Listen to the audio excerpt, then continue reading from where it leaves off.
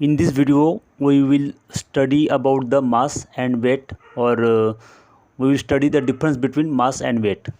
So, first point about mass is there is a definition. Amount of matter present in the object is called as a mass. कोई भी example अगर आप ले रहे हो तो जो भी मटेरियल, जो भी ऑब्जेक्ट्स, जो भी किसी भी चीज़ से बना है तो उसके अंदर जितना भी मैटर है, that matter is a mass of that object. For example chalk, अपने पास चौक है, चौक के अंदर जो भी पाउडर भरी हुई है तो that powder collectively called as a mass of the chalk. Second point is the SI unit of mass is kg. मास हमेशा किलोग्राम में मेजर करते हैं, उसका जो यूनिट है SI unit is kg. Third point, mass is a scalar quantity. दो type की quantities होती है, एक स्केलर और दूसरी वेक्टर. तो उसमें स्केलर क्वांटिटी उस टाइप की क्वांटिटी है जिसको मेज़र करने के लिए हम लोगों को डायरेक्शन की ज़रूरत नहीं है. Fourth point is value of the mass remains constant everywhere. Mass का जो वैल्यू है, आप किधर भी जाओ, कौन से भी प्लैनेट पे जाओ, उसका जो वैल्यू है that will remains constant everywhere. Even if you are measuring your weight, measuring your mass around the earth or at any point on the earth surface, you will find that value of the mass is always constant. Okay. And fifth point is higher the mass, higher the inertia. जितना मास ज़्यादा होगा उतना उस body का inertia ज़्यादा रहेगा. Now learn about the weight, because in this video we are studying about the mass and the weight, or the difference between the mass and the weight. So in case of the weight, first point is force with which the earth attracts the object is called as a weight. Means the definition of the weight is the force with which earth attracts the object is called as a weight, because of the gravitational force, each and every object is getting attracted towards the center of the earth.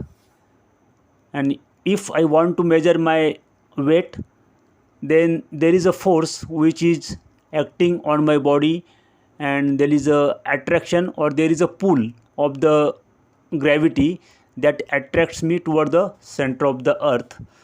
तो अगर मुझे wait करना है, wait का मतलब वही है कि एक फोर्स है जो फोर्स हर एक ऑब्जेक्ट को अर्थ के सेंटर की तरफ अट्रैक्ट करता है. सेकंड पॉइंट है the SI unit of weight is newton. जैसे मास का यूनिट केजी था, उसी प्रकार वेट का जो यूनिट है that is denoted by capital N for newton. Third point है weight is a vector quantity.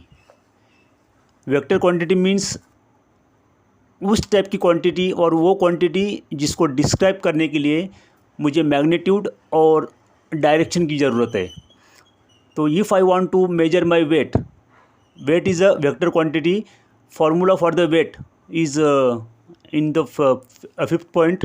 It has given W is equal to F is equal to mg, mass into gravitational force, or the gravity, pull of gravity or the force of gravity. Okay, so F is equal to m into g, where m is a magnitude and g is a